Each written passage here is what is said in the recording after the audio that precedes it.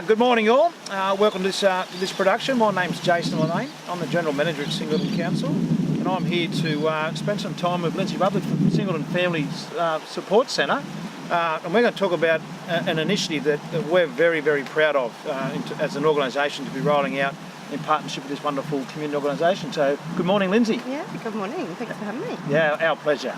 I should say our absolute pleasure.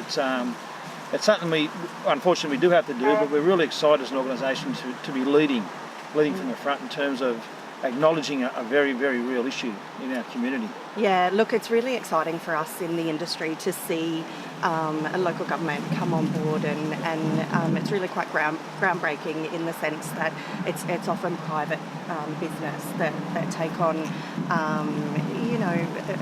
providing their employees with paid leave, special paid leave for domestic violence, people experiencing domestic violence. So really for us it's a huge step towards where we want to go in supporting people and eliminating the impact of violence. Yeah, and whilst it's something we should never accept, the unfortunate reality is, my understanding is 1 in 4 women are impacted with domestic violence in Australia. Is that right? Yeah, that's right. So and 1 in 3, really 1 in 3. So that's even worse. Experience physical violence. Yep. From a current or former partner since the age of 15, and 1 in 4 experience physical or sexual violence since the age of 15. So, terrifying statistics. And as bad as what that stat is, there's another stat that the good people from our AD team tell me, is that domestic violence is the #1 killer of women under 45 in our country. Yeah. Is that real? Yeah, it really is, and which for us, as we're an organisation of women supporting families. Terrifying for us to know that the women and families that we're working with are at such great risk of this.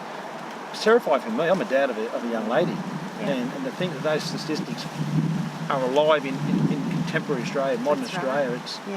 It's terrible.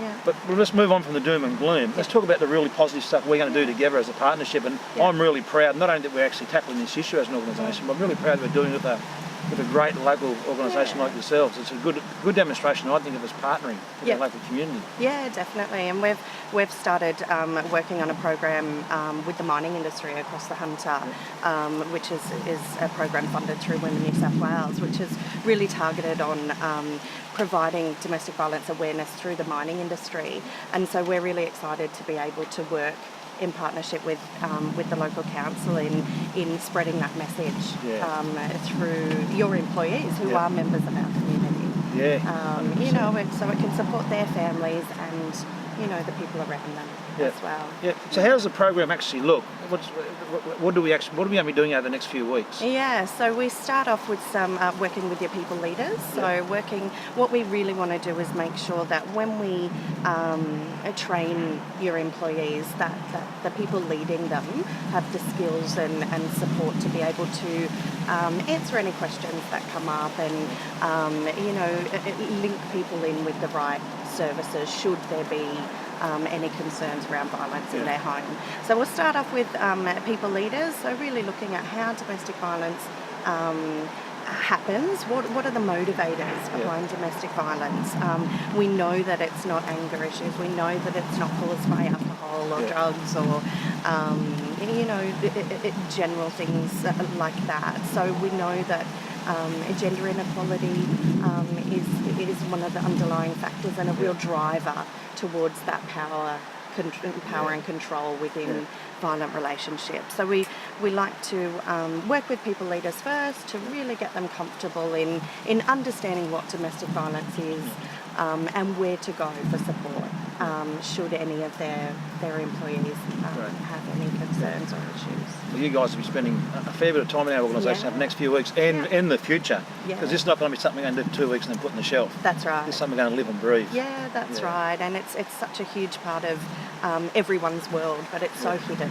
Yeah. There's so much shame associated with domestic violence, and which prevents people from seeking support and telling people. So to have a full organisation be trained and equipped with the skills to manage a situation with violence is, it really opens up for someone to feel safe.